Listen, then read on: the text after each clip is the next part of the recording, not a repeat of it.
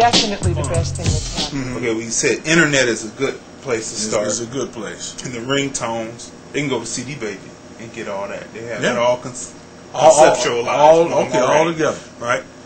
But what if they don't have the money to put the posters out and to get... It's like this. People come to me and they bring me their CD. Sometimes it's written on. Okay? Now, we always came from the 90s where we wanted to have a full jewel case, covers. We did that in the 90s. But this is 2000 now. People are more on the digital game. Right. And it's less about the full finished products. People bring them to me and they say, well, the A&R told me, they just tossed it out the window. Or I took it down to the radio station and because it wasn't packaged, they told me the reason why it wasn't packaged, that's why they tossed it out the window. My opinion is, it's two different ways that people are trying to go. Either they're trying to get a deal, or they're going to become an imprint, or they want to have their own label, right? So their stuff will all totally be packaged up posters. But those people who are trying to get a deal, I don't turn anybody away. I'm not going to toss them out the window. I always say that those people who toss it out the window, they really just some... I went to college, right? But I'm just saying they're just straight college kids that went for marketing, or they went for English, or they went for whatever they went for, and they never were out there grinding their music. So what I'm saying, I think that's just a sham to not even look at the music at all. That's the way I believe it, because I turn nobody away. I'm going to listen to you and tell you what I think about it, because there'll be some good music around that sharpie. Right. But here's where we go on that. Is right now, and as I go into corporate radio, program directors do not have the time to go out and find out who's hot. Okay? Let me go search today. Let me not do all these reports. Let me not do all these logs. It's more than playing music on that runs a radio station. So they don't have the time to sit up and say, I'm going to sit here all day and listen to all you people. Even with national acts, it's the same way. So what happens is, if you bring your music to somebody and you just write your name on it, 9 times out of 10, I'm going to be honest, I'm not going to listen to it, whether I'm on the radio or not, because I don't have time to figure out if this record is... do you imagine how many songs come in a day to a radio station? Not just local now. Right. People who are signed, who you never heard of. You have maybe 20 record reps you have to talk to every day. Damn, they all calling. You got your boss. You got to have his monthly report. You got to meet with your radio personalities and make sure that the radio personalities are executing the contests and stuff on the radio station. All that stuff. So when someone brings you something, they need to represent themselves. You know what I mean? That's what anybody. If you was outside on the street and you just wrote your name on the CD and I'm standing on the bus stop and you tune, hey, $5 for what? Nigga, why am I giving you $5? I'm just keeping it real. I don't know what it is. So you cannot let it be, well, I don't have the money.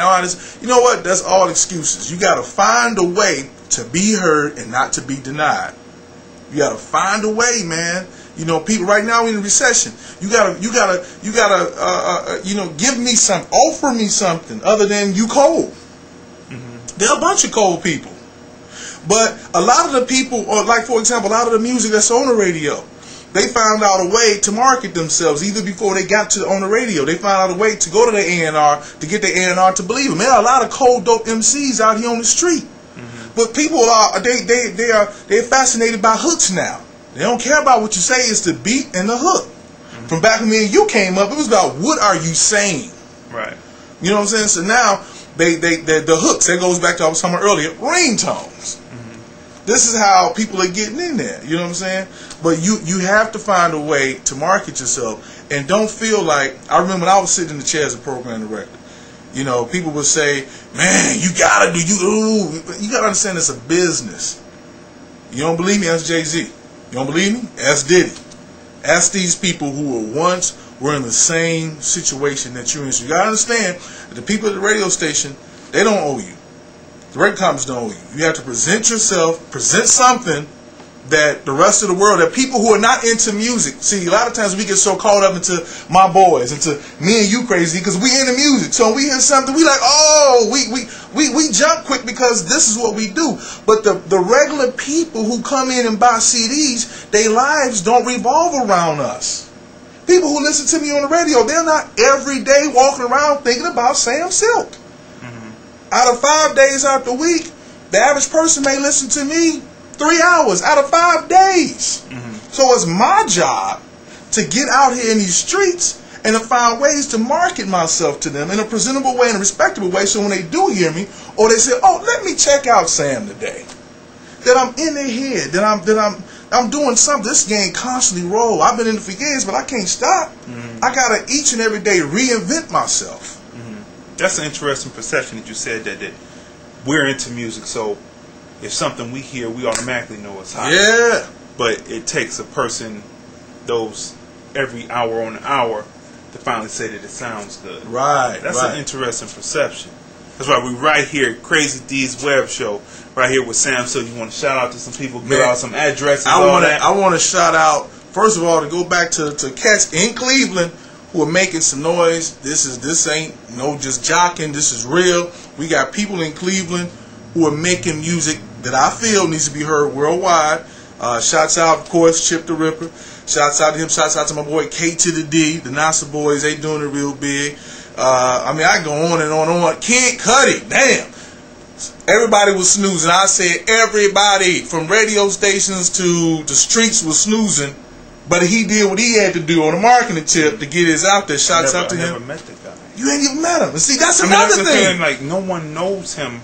Well, see? we're going to edit this out, but no one knows. That's good. No one knows this guy from Cleveland, though. Right. I mean, I've met almost, I won't say all, I've said a majority of the Cleveland rappers. But see, that's something. He's that's come something. from out of out of nowhere. He's saying Cleveland. I'm like, God, dude, you know. Right. And see, that's my point, man. Keep this in. This is my point, is that here this Kid Cudi found some type of way. He did not let radio. I was in there. Don't get it twisted now.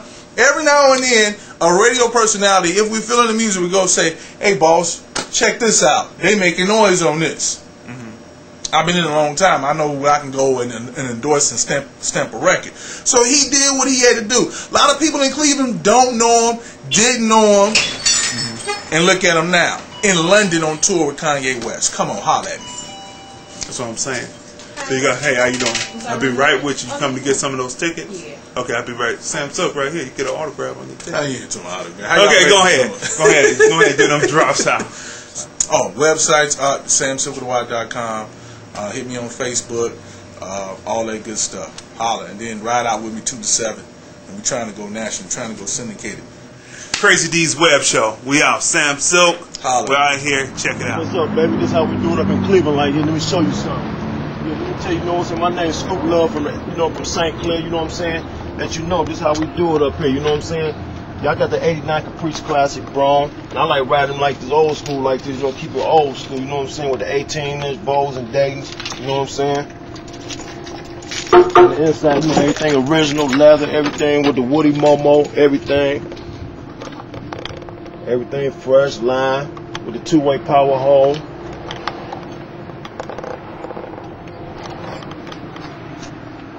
So what made you fall in love with the Caprices? Well, you know, once I fall in Caprice, you know what I'm saying, because, you know, just keep it like the Cadillac style, you know what I'm saying? I like the old school, you know, keep it original, you know what I'm saying?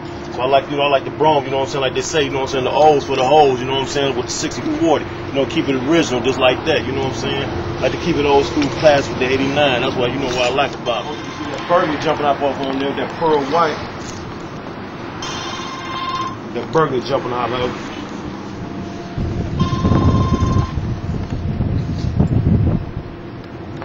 And the sunroof is on it for the touch, huh? Oh yeah, with the touch, you know what I'm saying? With the one-way touch, like the rain hit it, you know what I'm saying? Everything go right down on the top. You ain't got to touch nothing on it, you know what I'm saying? When as soon as the rain touch it, everything go down.